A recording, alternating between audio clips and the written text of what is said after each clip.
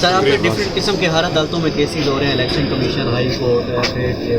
آپ کیا سمجھتے ہیں حکومت یہ جو آئی ایم ایف سے معاہدے کر رہی ہے، جو کام کر رہی ہے، ان سے آپ توجہ بھی ہٹانا چاہتے ہیں؟ یہ تو سارے پارٹیاں ہیں نا، یعنی آپ دیکھیں ان کے باعث کل انہوں نے میٹنگ کی طریقے سے آپ کو نہیں بنایا، جو کہ 2 صوبوں پہ ہماری حکومت ہے، یہ کتنا مطلب باعث ہے، یہ کتنی جو ہے نا بوجھ رکھتے ہیں۔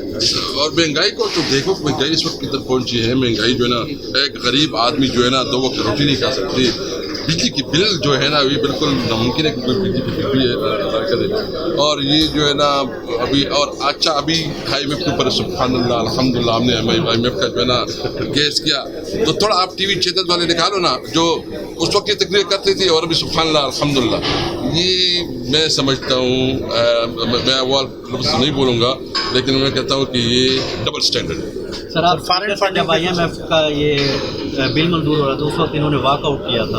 اور آج یہ کہہ رہے ہیں کہ آپ ملک کے خلاف باتیں کرتے ہیں۔ آپ بالکل ٹھیک کہہ رہے ہیں، اس واک آؤٹ کیا تھا، احتجاج کیا تھا، اور ممکن طریقے سے کوشش کر رہے تھے کہ آئی ایم ایف کے ساتھ ایگریمنٹ نہ ہو جائے، اور ہم نے کیا کیا، ہم نے آئی ایم ایف سے ایگریمنٹ کیا، جب کرونا آیا ہم نے ریلیف لے لیا۔ نمبر 2 ہم نے کوشش کی کہ